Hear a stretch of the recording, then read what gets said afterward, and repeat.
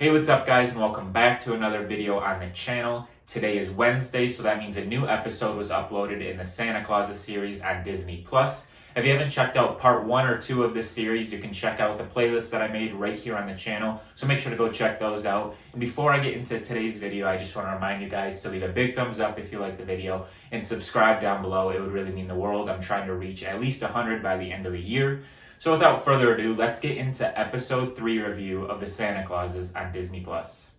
This episode starts out with Scott Calvin and his family packing up most of their belongings, putting it into boxes, and getting ready to live that normal life back in Chicago. The only thing that is left to do is find a replacement for the Santa Claus figure, and that is what most of this episode is centered around, is interviewing candidates.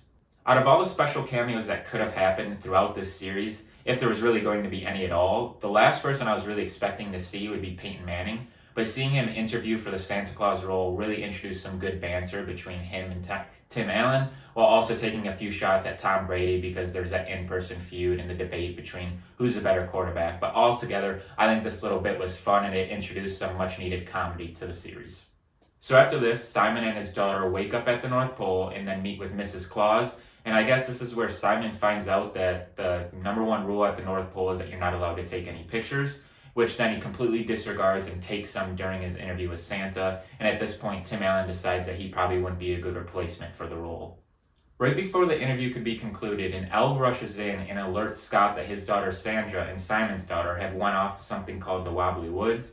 So before Simon and his daughter could be officially sent back home and their memories erased, they have to go find them. They take a journey through the woods and end up finding both of their daughters, but it's at this point that Scott finds out all about Sandra's concerns or anxiety about leaving the North Pole and having to live a normal life. Through this journey in the woods, it allows Simon a second chance. Scott learns more about Simon and how he donates to charities and that he's actually a good guy, and concludes that he would be a good Santa.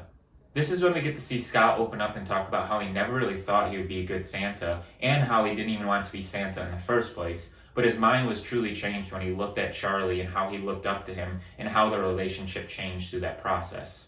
This situation closely mirrors the one in the present. Simon really has no need or want to become the new Santa Claus figure, as he has his own issues running his company in the real world. But as soon as he sits down with his daughter and sees how happy that she could be at the North Pole, this is when he ultimately changes his mind and decides to take up the mantle of being the new Santa Claus. So with the proper predecessor now in place, it is now time for Scott Calvin and his family to go back to living a normal life in Chicago. It is at this point we get to see some goodbyes with the elves and this weird dance number mixed in. But before we know it, they wake up in Chicago. Tim Allen is back to normal as Scott Calvin. No beard, he's lost his weight, but immediately you can tell that his children are happy as they go outside and have a snowball fight. Sadly, this episode doesn't end with all rainbows and sunshine, as we get another look at the North Pole and to see some abnormal things start to happen. The lights begin to flicker and we get a look at the magic globe where the black hole in the middle is starting to grow, which ultimately means that the magic meter continues to fall. At this point, the episode is wrapped up, and I do have to say I thoroughly enjoyed this one much more than the first two. Between the right amount of pacing, sentimental value, and the comedic effect, these are just some of the aspects that I think really elevated this episode. And that is going to wrap up the third episode review of the Santa Claus series on Disney+. As always, if you guys enjoyed this review, make sure to give it a big thumbs up below. Tell me in the comments what you guys thought about this series or where you think that it's going to go. Hit that subscribe button. Let's build this fan base. Happy Thanksgiving. Enjoy the holidays. And of course, until I see you guys in the next video, peace out.